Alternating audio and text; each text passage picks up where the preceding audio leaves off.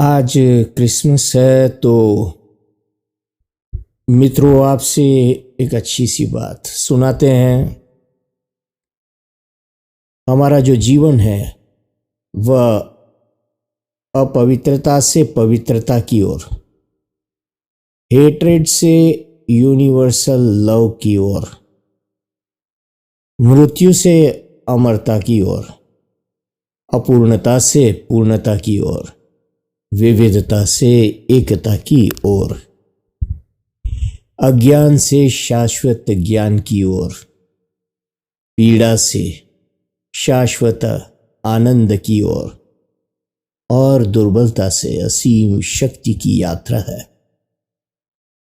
शास्त्र हमें बोध कराते हैं कि हम में दिव्यता है और जन्म से ही हम सनातन का अंश है। देश काल और परिस्थिति के अनुसार देश का स्वरूप बदल सकता है, लेकिन देह में निहित दिव्यता कभी नहीं बदल सकती।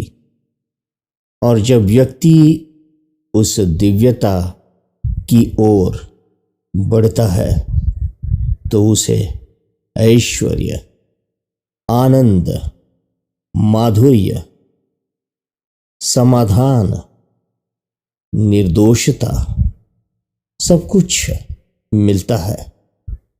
वास्तव में ईश्वर का अर्थ जो सर्वत्र विद्यमान है और सबसे बड़ा रस ईश्वर भक्ति का रस है। दिव्यता हमारा स्वभाव भी है और निजता भी है। दिव्यता की ओर जाने का अर्थ अपनी मूल प्रवृत्ति और अस्तित्व की ओर चलना है, प्रकृति की ओर चलना है। उन्होंने कहा, महाराज ने, कि सामर्थ्य और शक्तिशाली बने, परिस्थितियों से विचलित न हो। हमारी सोच विज्ञान है और यही कारण है कि आज पूरी दुनिया में भारतीय संस्कृति बिना षड्यंत्र, रणनीति, कूटनीति, राजनीति, भय, दबाव के फैल रही है। युवा यदि मर्यादित और संतुलित रहेगा तो परिणाम अच्छे ही होंगे। जितनी ऊर्जा परमात्मा में है उतनी ही हम में भी है। संकल्प यदि शुभ हो और दिशा यदि उचित हो तो दशा भी ठीक ही होगी। आपका मार्ग वेद निर्देशित, शास्त्र सम्मत, माता पिता द्वारा निर्देशित और गुरु द्वारा उपदेशित होगा तो सफलता निश्चित ही मिलेगी। 1970 के दशक में एक शब्द आया था कि मूड खराब है, उसके बाद बहुत बिजी है और फिर बड़ा स्ट्रेस है। ये शब्द आए, पर ये शब्द तो हमारे देश के है ही नहीं, क्योंकि हम तो अमृत की संतान हैं। तनाव हमारे शब्दकोश में नहीं है। हम डराएंगे नहीं पर डरेंगे भी नहीं। वास्तव में ये अवधारणा इसलिए यथार्थ है क्योंकि हम कालजयी है, मृत्युंजय है।